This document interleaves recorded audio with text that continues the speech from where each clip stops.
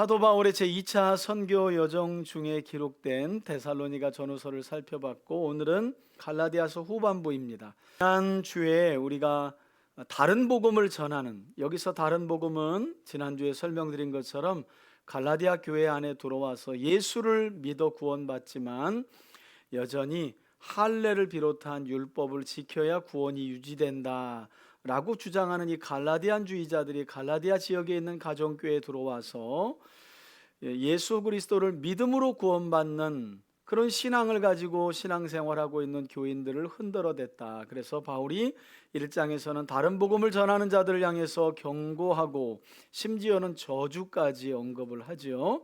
그리고 2장에 가서는 오직 예수 그리스도의 신실함으로 우리는 의롭게 된다.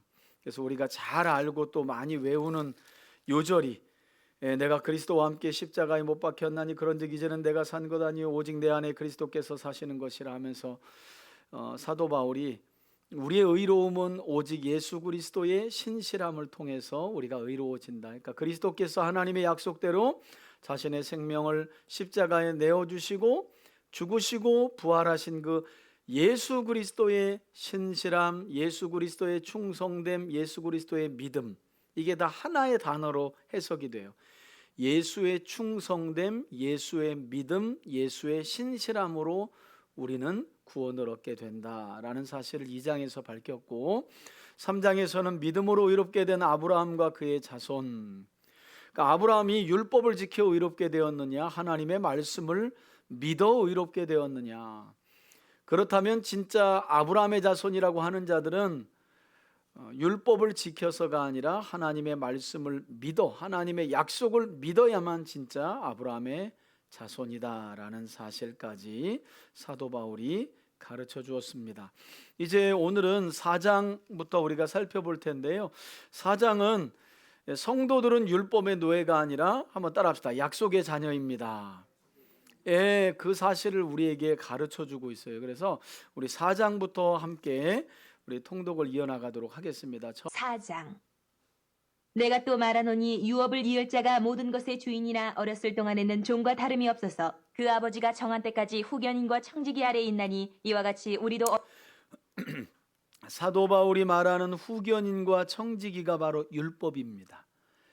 율법의 역할을 이야기하는 거예요. 율법은 후견인과 청지기와 다름없다. 그러니까 여러분, 후견인과 청지기는 어떠한 사람이 성인이 되면 자연적으로 이제 그 역할을 잃는 거잖아요. 율법의 역할이 그렇다는 겁니다. 제한적이라는 거죠. 3절. 어렸을 때에 이 세상의 초등학문 아래에 있어서 종노릇 하였더니 때가 참에 하나님이 그 아들을 보내사 우리도 어렸을 때에, 이건 뭐 시대적으로 말하면 구약 시대를 말하죠. 이렇게 초등학문인 율법 아래서 종노릇했다. 여러분, 그러니까 이거를 어감을, 그러니까 율법은 소용없다 이렇게 들으시면 안 돼요.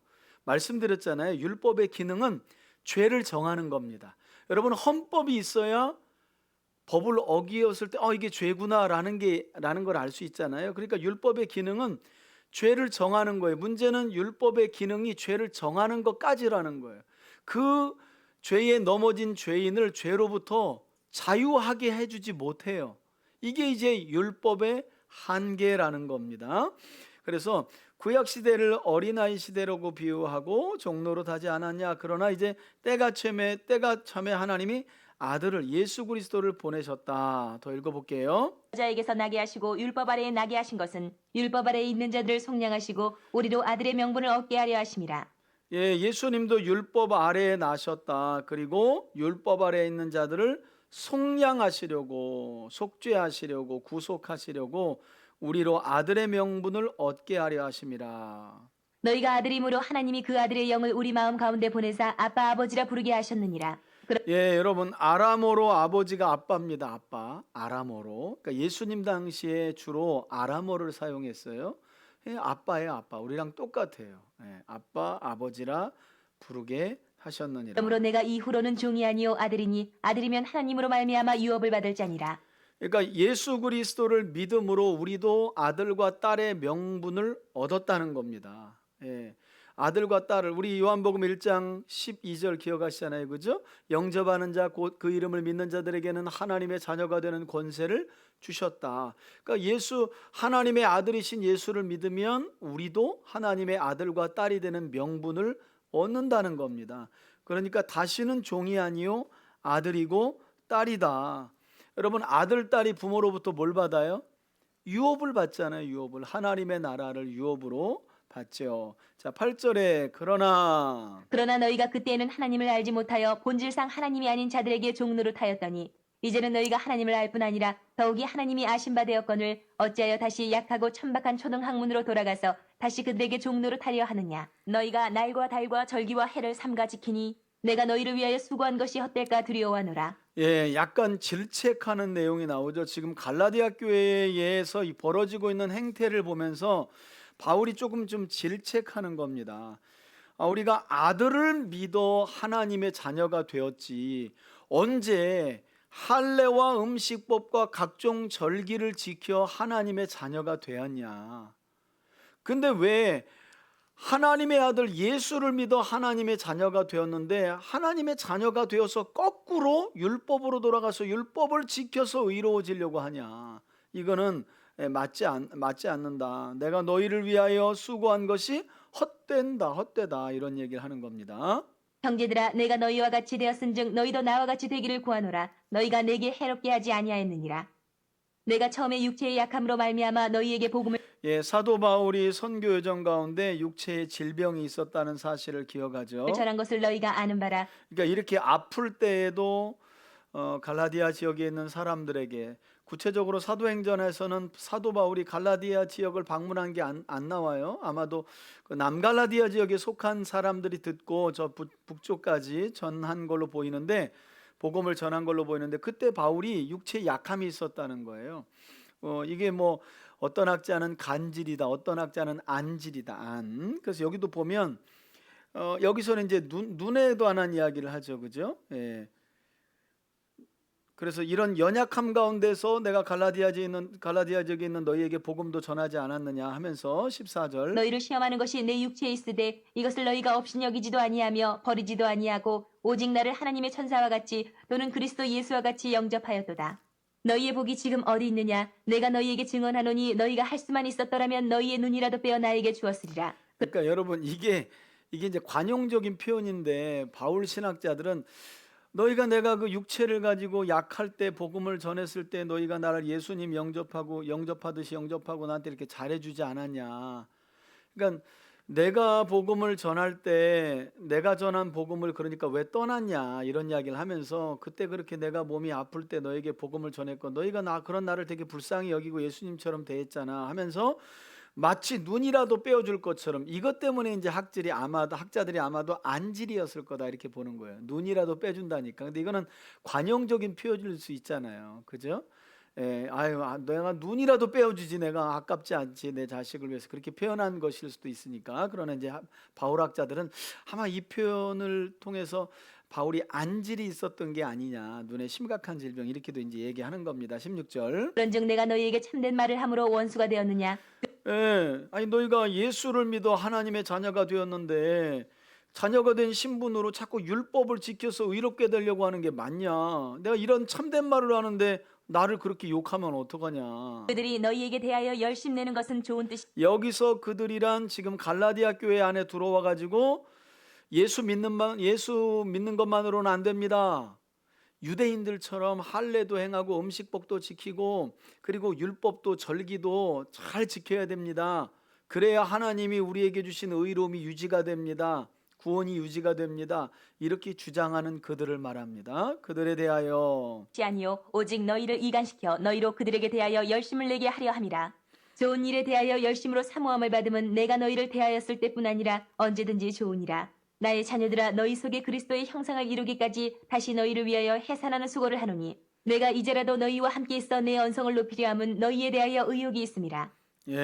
바울이 이제 내 언성을 높이려 함은 이 말은 지금 내 언짢으니까 좀 이렇게 말투를 좀 바꿨으면 좋겠다. 너희에게 대하여 나 좋은 말 하고 싶은데 너희 갈라디아 지역에 있는 그 가정교회들 안에서 이 갈라디안주의자들이 성도들을 막 미혹하고, 여러분 지금 쉽게 말하면 갈라디아 교회 안에서 어떤 일이 벌어지고 있냐면 이방인들이 속속속 교회로 나오기 시작하는데요. 그 예수만 믿으면 안 돼. 그러니까 이제 유대인, 아마 유대인이면서 예수를 믿은 사람들은 할례도 있고, 그죠? 관습적으로 음식법도 지키고 율법도 지켜왔잖아요. 그러니까 이제 이방인들이 볼 때 그러니까 뭐 충분히 좀 이해 좀 가요. 그죠? 그러니까 저들끼리 뭔가 있는 것 같은데 나하고는 다른데, 뭔가 나는 후발주자고 저들은 아브라함 때부터 뭐 할례가 있다느니 음식도 또 그러고 보면 또 막 가려 먹어. 그렇게 보면 괜히 뭔가 저 사람들이 더 거룩해 보이고 성결해 보이고 나는 열등해 보이고. 그래서 갈라디아 교회 안에서, 가정교회에서 어떤 일이 있냐면요, 이방인들이 새가족 이게 이제 와가지고 할례를 받겠다고 막 줄을 서게 되는 거예요, 교회에서. 그런 것 때문에 이제 바울이 나도 좋은 얘기를 편안하고 좋은 말투로 이야기하고 싶은데 도무지 너희 교회 안에서 들려오는 이야기를 들으면 내가 좋은 말을 할 수가 없다. 나중에는 여러분, 그렇게 할례가 좋으면 니네 손으로 니네 스스로 할례해라, 막 이렇게까지 바울이 역정을 내요. 니네가 자기가 해, 자기가 그렇게 할례를 의롭고 싶으면, 이런 얘기를 한다는 거. 그래서 바울도 불편하죠, 이런 언짢은 이야기를 하는 게. 그러나 이건 너무 교리적으로도 심각하고, 이신득의, 이신칭의, 믿음으로 말미암아 의롭다 하시는 하나님의 그 뜻과는 너무 반대되는 거잖아요, 그죠? 율법을 행해 가지고 의로워지려고 하는, 거기에는 막 열심이 있단 말이에요. 인간적인 열심이 막 있는 거예요. 자, 그러면서 한 예를 듭니다. 이제 21절부터 하갈과 아브라함의 종이었던, 몸종이었던 하갈과 본처였던 사라의 이야기를 율법과 복음의 이야기로 빗대어서 이야기하니까 여러분들이 잘 들어보세요. 내게 말하라. 율법 아래에 있고자 하는 자들아, 율법을 듣지 못하였느냐? 여러분, 할례를 행하고자 하는 것은 곧 어디 아래로 들어가는 거예요? 율법 아래로. 그죠? 근데 예수님 믿으면 예수님이 율법 아래 갇힌 우리를 어떻게 한다 그랬어요? 구원하시는 거잖아요. 율법은 정죄, 그래서 죄 아래 우리를 가두지만 예수님이 죄 아래 갇힌 우리를 건져내시는 거잖아요. 근데 다시 거꾸로 율법을 지켜 의롭게 해달라고 하는 건 율법 아래로 어떻게 스스로 또 철창 안으로 들어가는 거예요. 그렇게 지금 표현하는 겁니다. 기록된 바 아브라함에게 두 아들이 있으니 하나는 여종에게서 하나는 자유 있는 여자에게서 낳았다 하였으며, 하갈과 사라의 자식들이었죠. 여종에게서는 육체를 따라 낳고 자유 있는 여자에게서는 약속으로 말미암았느니라. 이것은 비유니 이 여기 설명합니다. 이것은 지금 비유이다. 내가 비유로 너희에게 호소한다. 여자들은 두 언약이라. 하나는 시내 산으로부터 종을 낳은 자니 곧 하갈이라. 이 하갈은 아라비아에 있는 시내 산으로서 지금 있는 예루살렘과 같은 곳이니 그가 그 자녀들과 더불어 종 노릇하고, 오직 위에 있는 예루살렘은 자유자니 곧 우리 어머니라.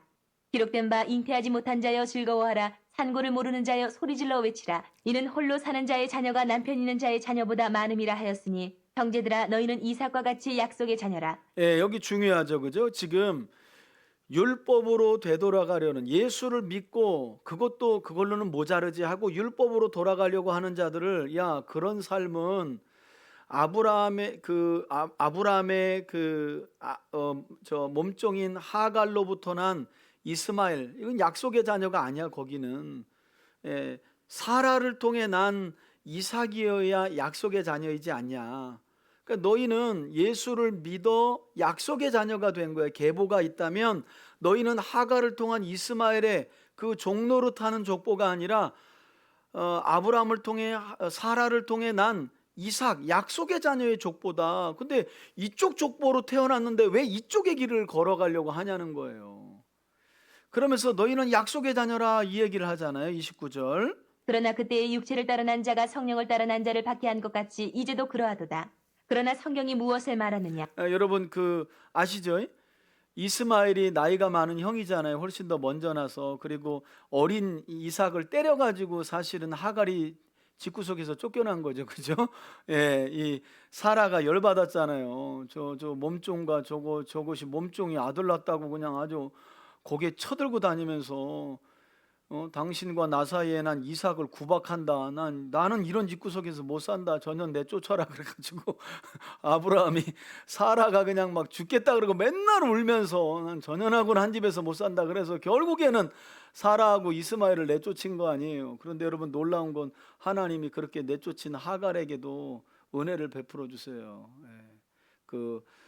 이제 죽으려고 하는데 하나님이 샘물도 주시고 이렇게 해서 은혜를 또 그 뒤로 여러 가지 예언을 또 그들에게 주시지요. 자, 지금 이런 상황이라는 거예요. 예수 믿고 약속의 자녀가 된 성도들이 지금 갈라디아 교회가 어떻게 했냐면 예수 믿는데 구원받았는데 그런데 할례는 뭐야? 이렇게 취급을 받고 있다는 거예요. 약속의 자녀가 종의 자녀한테 왜 그렇게 취급을 왜 박해한 것 같이 그때도 그러더니 왜 지금도 그러냐. 그러니까 여러분 하나님의 말씀으로 충만하지 않으면요 열심히 있는 사람들에게는 여러분 일생에 눌려 삽니다. 여러분들도 딱 가면 눌려요. 왜냐하면 뭐 하루에 3시간씩 기도하고 뭐 금식을 밥 먹듯이 하고 늘 교회 붙어 다니고 이러는데 여러분 거기다 어떻게 여러분들 빗댈 거예요? 그렇게 되는 거예요. 근데 약속의 자녀는 뭐가 본질인지 알기 때문에 그런 데서 자유해요. 그걸 내세울 것도 없고 그걸로 오히려 신앙을 평가하고 내세우려고 하는 게 뭐예요? 약속의 자녀들이 거기에 이렇게 눌리는 거예요. 하나님의 말씀을 알고 나니까 엄청난 자유함이 정말 있어요. 여러분 뭐 10,000명 목회하는 목사님 만나도 저는 하나도 꿀린 일이 없어요. 뭐 자기 목회인가 하나님 목회지 다. 그잖아요. 그게 다 율법적인 시선으로 보니까 그런 거지. 근데 이런 일이 어디에서? 갈라디아 교회 안에 있었다는 거예요. 예수를 알아가고 복음 안에 충만한 걸로 안 되는 거예요. 할례에서 물어보고 뭐 음식은 어떻게 먹는지 물어보죠. 월삭 지켰어? 안식일은 뭐 모임은 뭐 예배는 막 이래가면서 계속 율법을 갖다 대니까 이게 약속 믿은 하나님의 자녀들이요 약속이 현찮으니까 이게 자꾸 흔들리는 거예요.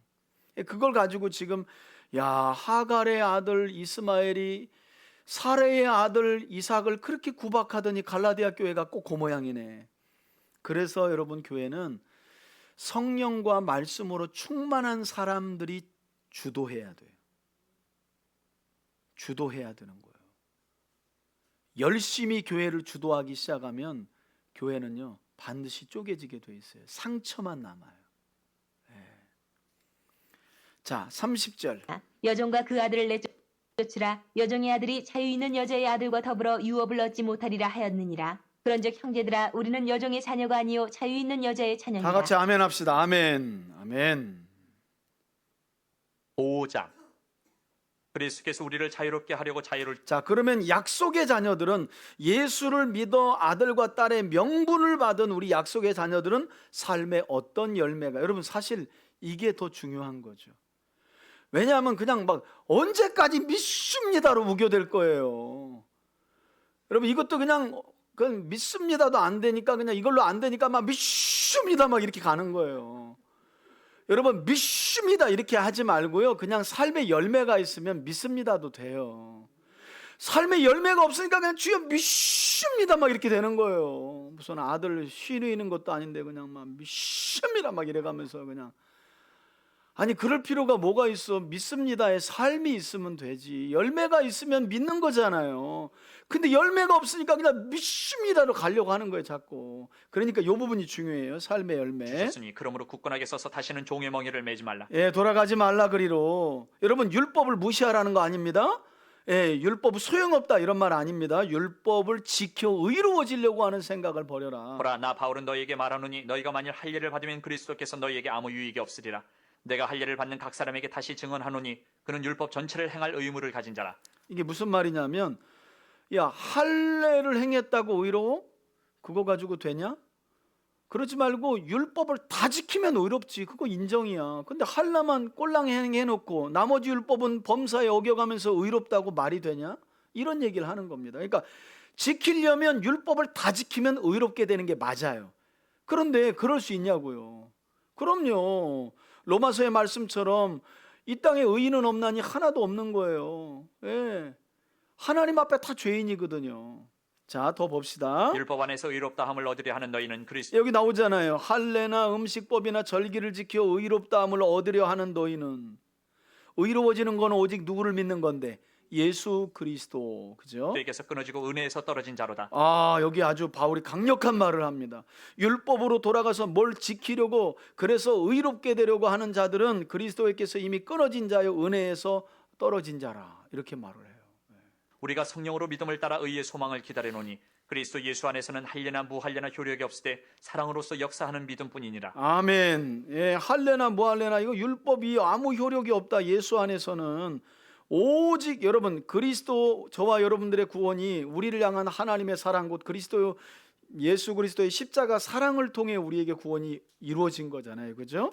그러니까 사랑으로서 역사하는 믿음밖에 없다. 7절. 너희가 다름질을 잘하더니 누가 너희를 막아 진리를 순종하지 못하게 하더냐. 그 권면은 잘 믿고 잘 갔는데 어쩌다가 이렇게 지금 멈춰 있냐, 넘어져 있냐. 너희를 부르신 이에게서 난 것이 아니니라. 적은 누룩이 온 덩이에 퍼지느니라. 이건 예수님의 비유에도 나오죠, 그죠? 누룩, 그죠? 부정한 누룩이 이 빵을 부풀게 하는 걸 이제 부정한 누룩을 부정하게 설명하는 거거든요. 지금 순복음이었다가 갈라디안 주의자들이 와가지고 그거 가지고 안 돼, 예수만 믿어가지고 안 돼, 할례도 받아야 돼, 음식 잘 가려 먹어야 돼, 절기 지켜야 돼, 율법 다 지켜야 돼. 이게 누룩이라는 거예요. 누룩. 여러분 율법 자체가 누룩이라는 말이 아니라 율법을 지켜 의로워져야 된다라고 말하는 그 가르침이 누룩이라는 겁니다. 나는 너희가 아무 다른 마음을 품지 아니할 줄을 주 안에서 확신하노라. 그러나 너희를 요동하게 하는 자는 누구든지 심판을 받으리라. 형제들아, 내가 지금까지 할례를 전한다면 어찌하여 저주 심판 얘기하죠. 그러니까 여러분 진짜 복음을 바르게 배워야 합니다. 다른 복음을 전하고 주님이 우리에게 주신 다른 복음을 이야기하는 사람들에게는 저주가 있고 바울은 심판이 있다고 말해요. 그러니까 뭐 이단 하나도 부러워할 게 없습니다. 지금까지 박해를 받으리요.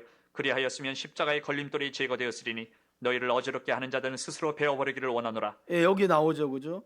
아니 내가 지금까지 나도 유대인인데 나도 바리새파에 속한 사람인데 나도 적당히 복음 전하면서 할례 괜찮아요, 할례 해도 돼요 이렇게 말했다면 내 사역이 유대인들에게 뭘 그렇게 맨날 두드러 맞고 협박당했겠냐? 그런데 복음은 그렇지 않지 않느냐? 우리에게 주어진 의는 오직 구세주 예수 그리스도께서 십자가에서 그분의 몸을 찢기시고 흘리신 피, 그 예수 그리스도의 신실함을 믿음으로 우리가 구원받은 거 아니냐? 그분이 이루어 놓으신 십자가의 의를 믿음으로 나도 의롭게 된 거 아니냐? 왜 여기다가 뭘 더하려고 하고 빼려고 하냐? 그러면 안 된다는 거예요. 그러면서 어지럽히려면 집에 가서 스스로 거세하라 이 말이에요. 거세하라. 바울이 할래 그렇게 좋아? 할래 안 할래 그래가지고 아주 혼자 가서 할래 그냥 이렇게 된 거예요. 13절. 형제들아, 너희가 자유를 위하여 부르심을 입었으나 그러나 그 자유로 육체의 기회를 삼지 말고 오직 사랑으로 서로 종노릇하라. 온 아멘. 율법은 내 이웃 사랑하기를 내 자신같이 하라 하신 한 말씀에서 이루어졌나니 만일 서로 물고 먹으면 피차 멸망할까 조심하라. 율법의 잣대를 가지고 자기 눈에 있는 들보는 보지 못하고 형제 눈에 있는 티를 보면서 너 이거 지켰어, 이거 해야 돼, 이런 거는 서로 멸망한다는 거예요. 여러분 여기 14절에 아주 중요한 말씀 나오잖아요. 온 율법이라는 건 사도 바울이 이야기할 때 온 율법이라는 건 모세오경을 넘어서는 거예요. 여러분 사도 바울이 갈라디아서를 보낼 때는 신약 성경은 없는 거예요. 구약만 있는 거예요. 그러면 구약 전체를 온 율법이라고 표현하고 있어요. 그러니까 우리로 말하면 창세기부터 말라기까지 핵심이 뭐라고요? 내 이웃 사랑하기를 내 자신과 같이 사랑하라. 그래서 요한복음 13장에 예수님이 내가 너희에게 세 계명을 주노니 서로 뭐 하라는 거예요? 그게 끝이라는 거예요. 요한 1서로 가보면 옛 계명과 이 세 계명은 연속성이 있다. 마음을 다하고 뜻을 다하고 힘을 다하여 하나님을 사랑하는 것과 그와 같이 내 이웃을 마음을 다하고 뜻을 다하고 힘을 다하여 내 몸처럼 사랑하는 게 계명의 핵심이에요. 그러나 예수님은 더 단순하게 조리셨죠. 영이신 하나님을 어떻게 사랑할 거냐는 거예요. 그분의 형상이 담긴 타인을 내 몸처럼 사랑하는 거, 그게 곧 누구를 사랑하는 거라고요? 하나님을, 예수님을.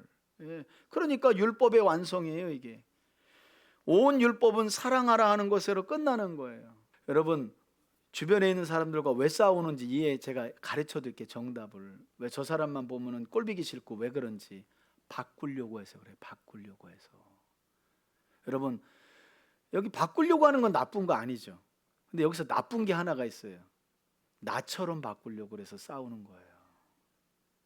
아니 그 사람을 바꾸려는 게 뭐가 나빠요? 변화시키는 건 좋은 거지. 근데 뭐가 나쁘다고요? 나하고 똑같이 바꾸려고 하니까 싸우는 거예요. 감정이 안 좋고. 부부관계도 마찬가지입니다.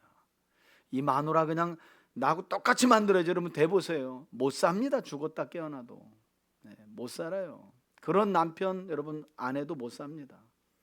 다 내 기준으로 바꾸려고 하니까 뭐도 마음에 안 들고 싸우고 다투는 거예요. 여러분 교회 안에 하나님이 저와 여러분들을 부르실 때 내 기준으로 사람을 바꾸라고 부른 게 아니라 다 예수님 기준으로 그리스도의 형상을 닮아가라고 우리를 여기로 부른 거지. 그러니까 여러분 잘 돌아보세요. 특별히 고난주간하면서 아, 왜 저분만 보면 부딪히나? 이유가 있어요. 나처럼 바꾸려고 그러면 돼. 나처럼 바꾸려고 그러니까. 그러지 마세요. 나도 예수님처럼 바꿔지려고 노력하고 그분도 그렇게 인도되기를 기도하면 어느 순간에 확 자, 더 봅시다. 이제 중요한 진짜 말씀이 나오죠. 내가 이르노니 16절입니다. 너희는 성령을 따라 행하라. 그리하면 육체의 욕심을 이루지 아니하리라. 육체의 소욕은 성령을 거스르고 성령은 육체를 거스르나니 이 둘이 서로 대적함으로 너희가 원하는 것을 하지 못하게 하려 함이니라. 너희가 만일 성령의 인도하시는 바가 되면 율법 아래에 있지 아니하리라. 육체의 일은 그러니까 여러분 성령을 따라서 예수 그리스도를 바르게 믿어가면요 뭘 지켜서 의로워야지 하는 생각을 벗어난다니까요. 여러분 사사기를 보십시오. 사사기를. 사사시대는 율법의 시대입니다. 그래서 사사기 끝에 보면 사사시대가 왜 대략 한 400년 동안 암흑시대였느냐. 이스라엘이 왕이신 하나님을 인정하지 않고 각기 자기 소견에 옳은 대로 행했다는 거잖아요. 지 맘대로 했다는 거예요. 그런데 이 동일한 사사시대인 룻기를 보면 룻기가 사사시대인데 보아스를 보니까 이 사람은 율법의 시대에 율법 그 이상의 삶을 사는 걸 보게 되죠. 그죠? 율법에는 추수날 가난한 자들이 뒤에 와서 나락을 줍는 것까지는 허락을 해요. 나락을. 그러나 보아스가 어머니 시어머니 나오미를 봉양하겠다는 모압 여인 룻이 타작마당에 나오니까 일꾼들 보고 뭐라 그래요? 나락을 훑어서 뿌려줘라 그러죠. 이게 율법 어디에 사는 거예요? 위에 사는 거예요. 율법 아래 갇히는 게 아니라 성령으로 충만하면 너 5개 줬어? 나도 세야지. 1, 2, 3, 5개 딱.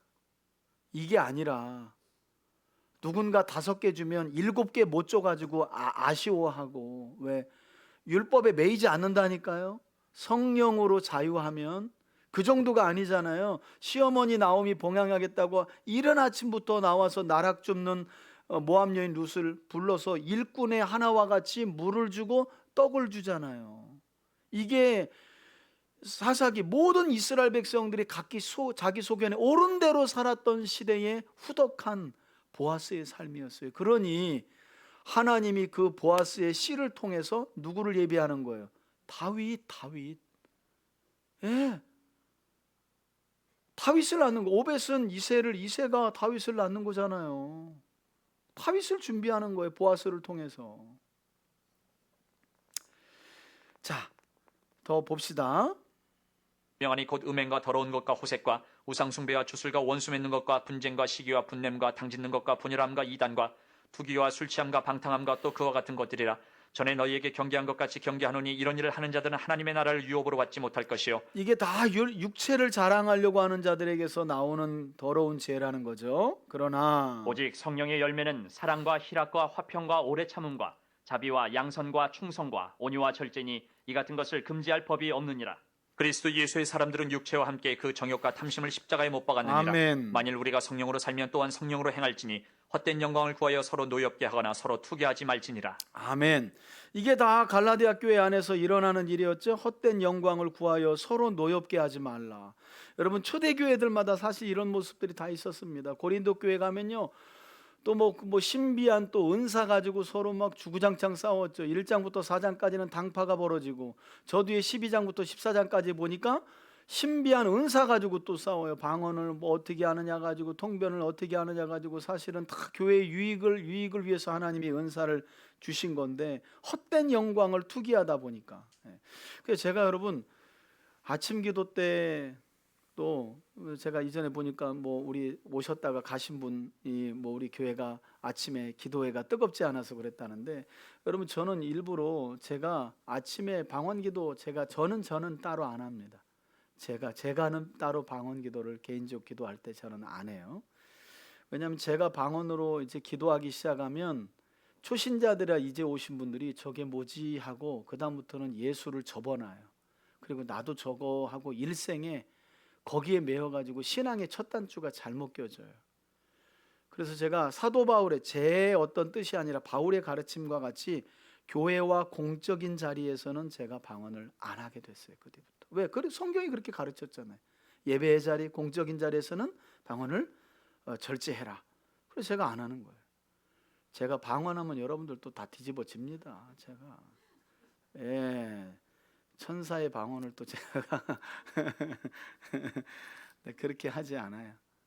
믿음의 연약과 교회 공동체의 본질은 그런 게 중요한. 여기 보세요. 성령의 열매로 여기 보면 어디 그런 것도 없잖아요.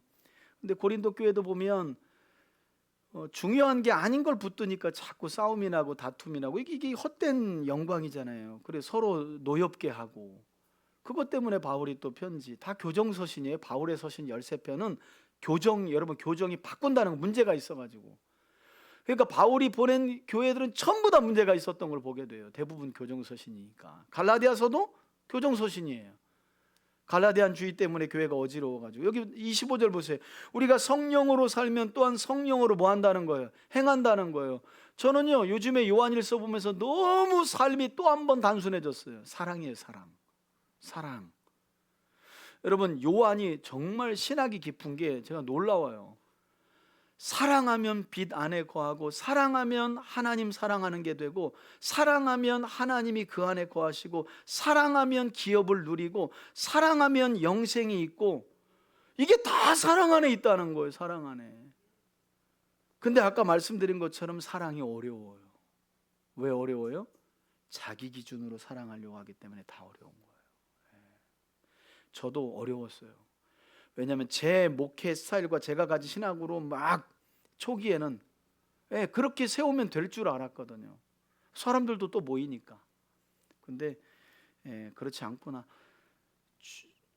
점점점 배울수록 그리스도의 사랑을 배워서 나는 인내하고 끊임없이 작은 변화에도 낙심하지 말고 성도들을 사랑해 주는 게 우리 주님이 하신 거고, 나도 내게 부어주신 사랑 기억하고 그 사랑으로 그냥 내가 할 수 있는 만큼 쏟고 기한을 정한 만큼 쏟고 나는 가는 거구나.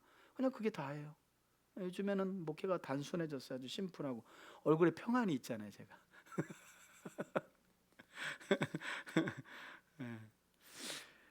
아까도 그 얘기했는데 어제는 우리 장모님 모시고 병원 가는데 그냥 장인어를 얼마나 그냥 두드러 잡는지, 그냥 내가 앞에서 운전하는데 아주 짜증이 나서 아주 내가 죽는 줄 알았어요. 그냥 장모님을 내려놓고 갈 수도 없고, 그냥 그렇게 남자를 잡아 우리 장모님이. 그냥 아주 그냥 그래가지고 그냥 내 속마음으로 점심 먹자고 하기도 부담스러운 거예요. 그래서 빨리 병원 갔다 모셔다 드리고 나는 그냥 교회로 가야지. 근데 이제 그렇게 하고 병원 진료 마치고 오는데 하나님이, 야 박 목사야, 너 고난주간도 보내고 내가 너를 어떻게 사랑했는지를 잘 너 잊어버린 것 같다.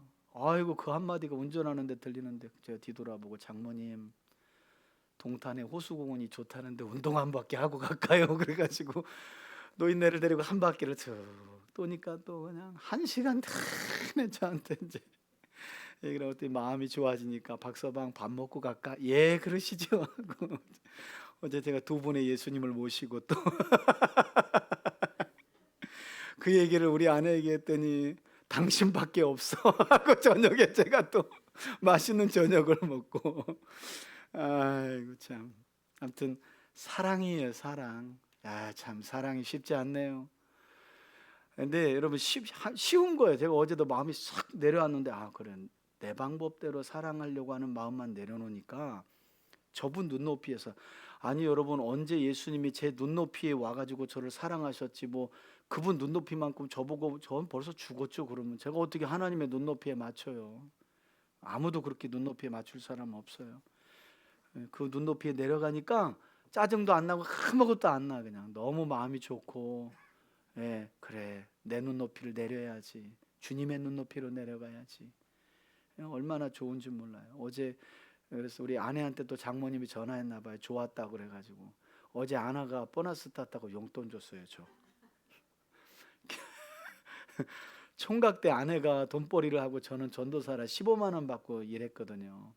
그래서 총각 때 연애할 때 용돈을 저한테 책 사보라고 돈을 준 이후로 결혼하고 나서 처음에도 사례비가 저는 뭐 30만 원이었고 이랬으니까 저 용돈을 제가 받았거든요, 아내한테. 그리고 어느 순간 아내가 휴직하고 교회에서 사례비를 한 200만 원 줄 때부터 저한테 용돈이 딱 끊어졌어요. 그리고 정말 몇십 년 만에 처음 어제 용돈 받아가지고 저 얼굴이 좀 딴 때보다 많이 편하죠, 그죠? 처음 아내가 용돈을 과감하게 줘가지고 내가 오늘 어떻게 해야 되나, 끝나고 설거지도 해야 되고 가서 제가 바빠요. 이렇게. 자, 6장 봅시다. 6장. 6장. 형제들아, 사람이 만일 무슨 범죄한 일이 드러나거든 신령한 너희는 온유한 심령으로 그러한 온유한 심정으로 바로잡아라. 자를 바로잡고 너 자신을 살펴보아 너도 시험을 받을까 두려워하라. 먼저는 정죄할 생각하지 말고 너도 그러한 죄에 속해 있지 않은지 먼저 자신을 살펴보고. 너희가 짐을 서로 지라 그리하여 그리스도의 법을 성취하라. 여러분, 이 말씀은 5장 14절과 연이어서 놓으면 좋겠죠. 6장 2절은 5장 14절과 묶어 놓으면 좋겠죠. 그죠? 온 율법은 내 이웃 사랑하기를 내 자신과 같이 사랑하신 말씀에서 이루어졌다. 그 이웃을 내 몸처럼 사랑하는 비결이 뭐예요? 서로의 짐을 나눠지는 거예요. 그게 그리스도의 법의 성취예요. 만일 누가 아무것도 되지 못하고 된 줄로 생각하면 스스로 속임이라. 각각 자기의 일을 살피라. 그리하면 자랑할 것이 자기에게는 있어도 남에게는 있지 아니하리니 각각 자기의 짐을 질 것이라. 가르침을 받는 자는 말씀을 가르치는 자와 모든 좋은 것을 함께하라. 스스로 속이지 말라. 하나님은 업신여김을 받지 아니하시나니 사람이 무엇으로 심든지 그대로 거두리라. 아멘. 자기의 육체를 위하여 심는 자는 육체로부터 썩어질 것을 거두고 성령을 위하여 심는 자는 성령으로부터 영생을 거두리라. 아멘. 우리가 선을 행하되 낙심하지 말지니 포기하지 아니하면 때가 이름에 거두리라. 아멘. 그러므로 우리는 기회 있는 대로 모든 이에게 착한 일을 하되 더욱 믿음의 가정되게 할지니라. 아멘. 내 손으로 너희에게 이렇게 큰 글자로 쓴 것을 보라. 무릇 육체의 모양을 내려 하는 자들이 억지로 너희에게 할례를 받게 함은 그들이 그리스도의 십자가로 말미암아 박해를 면하려 함뿐이라. 할례를 받은 그들이라도 스스로 율법은 지키지 아니하고 너희에게 할례를 받게 하려 하는 것은 그들이 너희의 육체로 자랑하려 함이라. 그러나 내게는 우리 주 예수 그리스도의 십자가 외에 결코 자랑할 것이 없으니 그리스도로 말미암아 세상이 나를 대하여 십자가에 못 박히고 내가 또한 세상을 대하여 그러하니라. 할례나 무할례가 아무것도 아니로되 오직 새로 지으심을 받는 것만이 중요하니라. 아멘. 그러니까 예수를 믿어 하나님의 자녀가 된 거, 새롭게 된 거, 거듭난 거 믿음으로, 이게 진짜 중요한 거다. 여러분, 모세오경을 보면요, 이미 모세는 신명기에서 육체의 할례 받은 자가 하나님의 자녀가 아니라 마음의 할례 받은 자가, 우리로 말하면 예수 믿고 성령 받아 거듭난 자가 하나님의 자녀라는 말을 어디에서 이미 했다고요? 신명기. 율법에서부터 이미 진짜 하나님의 자녀는 몸의 할례가 새겨진 자가 아니라 성령의 내주하심을 통해 예수를 믿어 거듭난 자라고 말씀합니다. 16절. 무릇 이 규례를 행하는 자에게와 하나님의 이스라엘에게 평강과 긍휼이 있을지어다. 아멘. 이후로는 누구든지 나를 괴롭게 하지 말라. 내가 내 몸에 예수의 흔적을 지니고 있노라. 형제들아, 우리 주 예수 그리스도의 은혜가 너희 심령에 있을지어다. 아멘. 아멘. 아멘. 이게 이제 신명기 10장과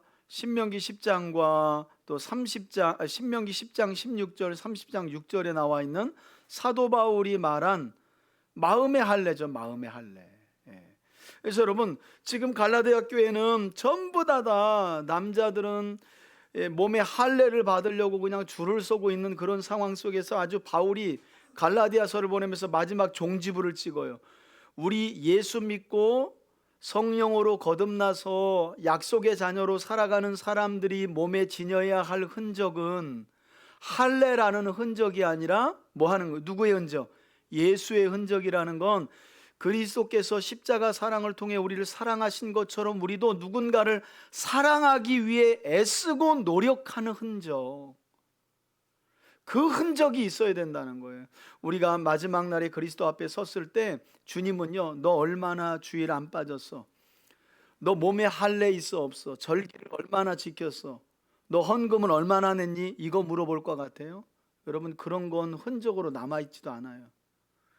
우리가 예수님의 재림 때에 그리스도 앞에 섰을 때 주님이 우리에게서 보시는 흔적은 너 내 사랑 때문에 많이 참았구나, 많이 베풀었구나, 많이 섬겼구나, 많이 배려해 주었구나, 형제의 발을 많이 닦아 주었구나, 용서가 안 되는 그 일도 용서했구나. 그걸 보시는 거지. 그게 바로 우리가 우리 몸에 지녀야 할 예수의 뭐예요? 흔적입니다. 예수의 흔적. 사실 참 놀라워요. 고난주간을 보내고 있는데, 이런 고난주간 때 이런 갈라디아서를 통해 다시 한번 바울이 지녔다고 하는 흔적을 되돌아보고, 할례보다 진짜 그리스도인이고 성도인 우리 몸에 지녀야 할 흔적이 무엇인가? 여러분 한번 보세요. 여러분 스스로를. 나는 그 흔적을 얼마나 갖고 있는가? 여러분, 흔적이 많으면 많을수록 누구 사랑한 삶을 사는 거예요? 하나님, 예수님 사랑한 삶을 사는 것이고, 흔적이 많은 자가 성령이 충만한 자예요. 그렇죠. 은사 받고 이거 뭐 신비한 거 체험했다고 떠벌리는 사람들이, 그런 사람들이 성령 충만한 게 아니라 예수의 흔적을 몸에 많이 가진 자가 성령 충만한 자인 줄 믿습니다. 오늘 우리 이 시간 이 약속을 기억하면서 우리 기도했으면 좋겠는데요. 우리 첫 번째 기도 제목 앞에 보시면, 오늘은 약속의 말씀을 붙들고 함께 한번 기도합시다. 첫 번째 기도 제목입니다. 바울은 옛 언약인 율법은 우리를 정죄하며 죄 아래 가두지만 새 언약인 복음은 율법을 정죄하고 죄 아래 가둔 우리에게 참된 자유와 구원을 가져다 준다고 말씀합니다. 우리 시간 기도할 때 하나님, 옛 언약인 율법을 통해 우리가 죄인임을 깨닫게 하시고 새 언약인 복음을 통해 우리가 죄 용서함을 받고 하나님의 자녀가 된 사실을 깨닫고 그렇게 살아가게 하신 은혜 감사합니다 하고, 우리 먼저 하나님 말씀 앞에 서서 우리가 정말 도무지 용서받을 수 없는 죄인임을 알게 하신 것 감사하고, 그 죄인된 우리를 위하여 새 언약으로 오신 예수님께서 죄와 사망의 권세 아래서 예수 믿는 우리를 자유케 해주시고 하나님의 약속의 자녀로 하나님의 기업을 누리며 살아가게 하신 은혜 감사합니다 하는 믿음으로 우리 다 같이 한번 주여 한번 부르며 감사 기도하겠습니다. 주여, 할렐루야. 살아계신 아버지 하나님, 하나님께서 우리에게 주신 율법의 말씀을 통하여 우리가 죄인임을 알게 하여 주시고 죄인 중에 괴수임을 깨닫게 하셨습니다. 그러나 율법은 우리를 죄 아래 가둘 뿐 죄와 사망에서 우리를 구원할 수 없는데, 하나님은 옛 언약이 아닌 새 언약이신 예수 그리스도를 보내시고 그리스도 예수를 믿는 모든 사람들에게 자유함을 더하여 주신 줄 믿습니다. 하나님의 아들을 믿고 영접하는 우리에게 하나님의 자녀가 되는 특권을 주시고, 율법 아래 갇혀 살지 않고 정죄받아 눌린 삶을 죄 아래 사는 삶이 아니라, 죄책감 가운데 사는 삶이 아니라 죄로부터 벗어나 사죄의 은총 가운데 자유함을 누리게 하신 하나님을 찬양합니다. 하나님, 우리 사랑하는 성도들 가정에 하나님께서 복음을 통한 구원의 은혜를 더하여 주시고 참 자유를 주신 하나님 감사합니다. 언제나 하나님의 말씀 앞에서 죄인된 우리 자신을 발견할 수 있도록 도와주시고 우리의 연약함을 깨닫게 하여 주시고, 그 연약함과 정죄함 속에서 우리를 구원하여 주신 예수 그리스도의 십자가 보혈, 예수 그리스도의 그 크신 사랑과 자비를 늘 잊지 않고 살아가는 우리가 되게 하여 주옵소서. 우리가 되게 하여 주옵소서.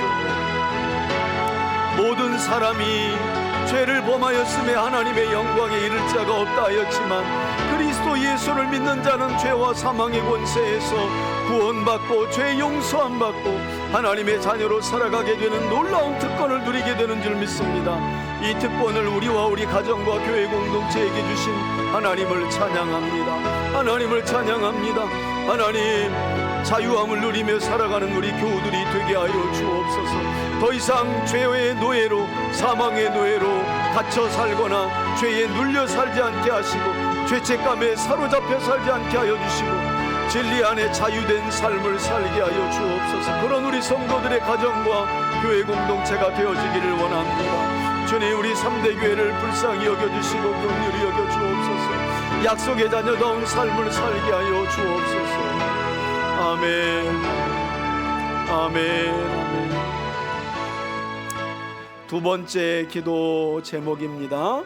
사도 바울은 율법을 지켜 의롭게 되고자 하는 사람들을 향해, 곧 갈라디안주의자들을 향해 다시금 초등학문으로 돌아가 종노릇 하려는 자들이라고 비판하면서 하나님의 약속으로 오신 예수 그리스도를 믿어 의롭게 되는 약속의 자녀들이 되어야 한다고 권면하였습니다. 이 시간 기도할 때 하나님, 우리 모두가 성령을 따라 주 예수 그리스도를 믿어 의롭게 되는 은혜를 믿고 확신하는 약속의 자녀들로 살아가게 해달라고, 우리와 우리 가정과 교회 공동체가 더 이상 뭔가를 지키고 열심을 내어 그 열심으로 의롭게 되려는 마음을 내려놓고 그리스도를 옷 입고 그리스도를 믿을 때 하나님이 주시는 그 의의 옷을 입고 약속의 자녀로 성령 충만함 가운데 살게 해달라고, 그런 우리 가정과 교회가 되게 해달라고 우리 주여 한번 간절히 부르며 기도합니다.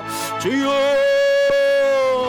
할렐루야. 살아계신 아버지 하나님 감사합니다. 우리는 예수 그리스도를 믿어 하나님께 아브라함처럼 하나님의 약속을 믿어 약속의 자녀로 의로움을 받았습니다. 하나님, 우리와 우리 가정과 교회 공동체는 하나님의 약속이신 예수 그리스도를 믿어 의롭게 되었다는 사실을 기억하게 하여 주시고 언제나 이 약속의 말씀 안에서 자유함을 누리며 살아가는 우리와 우리 가정과 교회 공동체가 되어질 수 있도록 도와주옵소서. 하나님, 우리는 율법을 지켜 종노릇하는 자녀들이 아니라 아브라함과 같이 하나님의 약속이신 예수 그리스도를 믿어 약속의 자녀가 된 사람들인 줄 믿습니다. 성령님, 약속의 자녀가 된 우리와 함께 하여 주시고 우리의 삶이 진리 안에서 자유함을 누리며 살아갈 수 있도록 도와주시옵소서. 성령의 충만함을 사랑하는 성도들 위해 부어주시기를 원합니다. 성령의 충만함을 사랑하는 성도들 위해 부어주시기를 원합니다. 주여 도와주옵소서. 주여, 약속의 자녀다운 삶을 살게 하여 주옵소서. 육체를 사랑하지 않게 하여 주옵소서. 우리의 행위를 앞세우지 않게 하여 주시옵소서. 나의 의의를 앞세우지 않게 하여 주시옵소서. 오직 약속의 자녀답게 성령의 충만함으로 성령을 따라 행할 수 있도록, 사랑으로 행할 수 있도록, 겸손함으로 행할 수 있도록 우리와 우리 가정과 교회 공동체를 붙들어 주옵소서. 붙들어 주옵소서. 성령을 따르는 성령이 있는 자 성령을 따라 행하라고 말씀하신 우리 사랑과 일합과 화평과 오래 참음과 자비와 양선과 충성과 온유와 절제, 하나님 이 성령의 하나님 9가지 열매로 충만한 믿음의 삶을 살아가는 우리 교우들과 가정과 우리 교회 공동체, 특별히 고난주간을 보내며 우리 안에 이 열매가 풍성하기를 원하나이다. 주님 도와주옵소서. 주님 도와주옵소서. 주님 도와주옵소서. 주님 도와주옵소서. 오 하나님, 오 하나님. 아멘, 아멘. 세 번째 기도 제목 위에서 함께 기도합니다. 바울은 새 언약인 복음을 통해 참된 자유와 구원을 받아 성령이 내주하시는 성도들의 삶에 성령의 9가지 열매가 맺혀야 한다고 말씀합니다. 어떤 것은 많이 열리고 어떤 것은 더디 열릴 수는 있습니다. 열매의 크기가 있을 수도 있습니다. 그러나 예수를 믿고 성령이 있는 자에게 이 9가지 열매가 전혀 없을 수는 없습니다. 우리 자신을 돌아보고 하나님, 이 성령의 9가지 열매가 균형 있게 또 풍성하게 드러날 수 있도록 하나님 도와달라고, 그런 우리와 우리 가정과 교회 공동체가 되게 해달라고 우리 다 같이 주여 한번 부르며 기도하겠습니다. 주여, 아버지 하나님, 육체를 따라 행할 때 열려지는 열매들이 있습니다. 하나님, 우리 삶에 음행과 더러운 것과 호색과 우상숭배와 주술과 원수 맺는 것과 분쟁과 시기와 분냄과 당짓는 것과 분열함과 이단과 투기와 술취함과 방탕 같은 하나님 육체의 열매들은 깨끗이 제거되게 하여 주시고 내주하시는 예수님과 성령님의 인도하심을 따라 성령의 9가지 열매만 우리와 우리 가정과 교회 공동체 안에 아름답고 풍성하게 드러날 수 있도록 인도하여 주옵소서. 하나님, 사랑의 열매, 희락의 열매, 화평의 열매, 오래 참음의 열매, 자비의 열매, 선을 힘써 행하는 열매, 충성의 열매, 온유한 마음, 그리고 절제하는 마음과 믿음까지 성령의 9가지 열매가 우리 3대교회 공동체 안에 균형 있고 풍성하게 드러나게 하시고 성도들의 가정마다 이 성령의 9가지 열매가 풍성히 맺혀지게 하시고 우리 3대교회 안에 성령의 9가지 열매가 하나님 목사님부터 우리 장로님, 권사님, 안수 집사님, 우리 집사님들 그리고 권찰님들 성도들의 이르기까지 풍성하고 다양하고 아름답게 맺혀질 수 있도록 인도하여 주옵소서. 인도하여 주옵소서. 인도하여 주옵소서. 성령의 9가지 열매가 풍성하기를 원합니다. 주여 도하여 주옵소서. 주여 도하여 주옵소서. 주여 도하여 주옵소서. 아멘. 우리 마지막으로 기도할 때 2026년 우리 교회 비전 말씀은 삶의 영혼은 주님께 함께 기도하고요. 여러분, 우리 다시 한번 마지막으로 기도할 때 여러분 삶에 예수의 흔적이 있는지 한번 돌아보시고 이 고난주간을 보내며 주님, 내 몸에 내 삶에 이 예수의 흔적이 바울과 같이 자랑할 만큼 많아지게 하시고 훗날 이 흔적이 예수님 앞에 훈장이 되어지는 그런 거룩하고 복된 삶을 살아가는 우리와 우리 가정과 교회가 되게 해달라고 우리 마지막으로 주여 한번 부르며 기도합니다. 주여, 할렐루야. 살아계신 아버지 하나님 2026년 우리 3대교회 공동체에게 주신 비전을 위하여 기도합니다. 하나님, 말씀은 우리 개인의 삶에 온전한 순종을 통하여 이루어지게 하시고 말씀에 순종하는 우리의 삶에 열려지는 영혼의 열매는 하나님께 온전히 돌릴 수 있도록 도와주옵소서.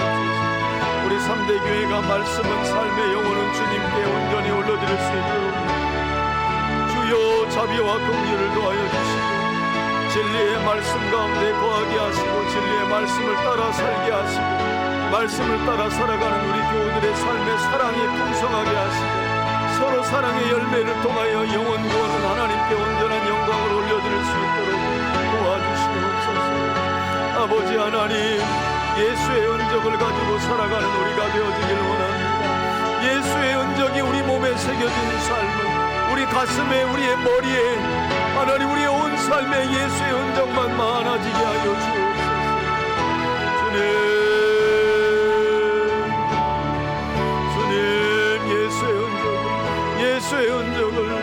예수의 흔적을 가지고 살아가는 우리가 되게 하여 주옵소서. 영혼 때문에 마음 아프고 영혼 때문에 눈물 흘리고 더 사랑하지 못하고 하나님 더 용서하지 못했던 우리를 용서하여 주시고 하나님 사랑하기 위하여 애썼던 사랑하기 위하여 노력했던 예수의 흔적이 사랑했던 많은 예수의 흔적이 우리 삶에 여기저기 예수의 흔적으로 남아있도록 도와주옵소서. 도와주옵소서. 도와주옵소서. 아멘. 제가 기도하고 축도하고 마치겠습니다. 하나님 아버지, 오늘도 갈라디아서의 말씀을 통해 예수를 믿어 의롭게 된 약속의 자녀들의 삶에 열려야 할 성령의 풍성한 열매들, 그리고 성도들의 삶에 새겨져야 할 예수의 흔적에 대한 말씀을 듣고 우리 삶의 흔적을 점검하고 또 이 흔적을 새기는 삶이 무엇인가를 고민하며 기도로 결단케 하신 하나님을 찬양합니다. 다시 오실 예수님 앞에 선 우리의 모습 중에 주님이 무엇을 보시겠습니까? 무엇을 보자 하시겠습니까? 예수의 흔적 아니겠습니까? 하나님의 형상과 이름이 새겨진 누군가를 사랑하기 위해 애쓰고 그를 섬기기 위해 애쓰고 나눠주며 보살피며 용서하고 배려했던 모든 것들이 우리 삶의 예수의 흔적으로 새겨지고 있는 줄 믿습니다. 주님은 그것을 기억하시며 그 흔적이 많은 자들에게 반드시 상급을 따로 주실 줄 믿습니다. 하나님, 이 사실을 기억하며 살아가는 우리 3대 가족들이 되게 하여 주시고, 남은 생은 육체를 자랑하거나 할례와 같은 육체를 자랑할 것이 아니라 사랑하기 위하여 애쓴 예수의 흔적만 자랑하는 우리가 되게 하여 주시고, 그 자랑이 마지막 때의 상급이 되어 하나님 나라에서 크게 높임받는 우리 3대 가족들 다 되게 하여 주옵소서. 축복하며 예수 그리스도의 이름으로 기도합니다. 아멘. 이제는 우리 주 예수 그리스도의 은혜와 하나님 아버지의 사랑과 성령의 교통하심이 예수의 흔적을 더 많이 몸에 새기기로 결단하며 나아가는, 그것이 주님 앞에 섰을 때 큰 상급이 될 것을 믿고 새로운 삶을 시작하는 우리 사랑하는 교우들 머리머리 위에, 저들의 가정과 기업 위에, 또 고난주간을 보내는 모든 심령들 머리머리 위에 이제로부터 영원토록 함께 계실지어다. 아멘.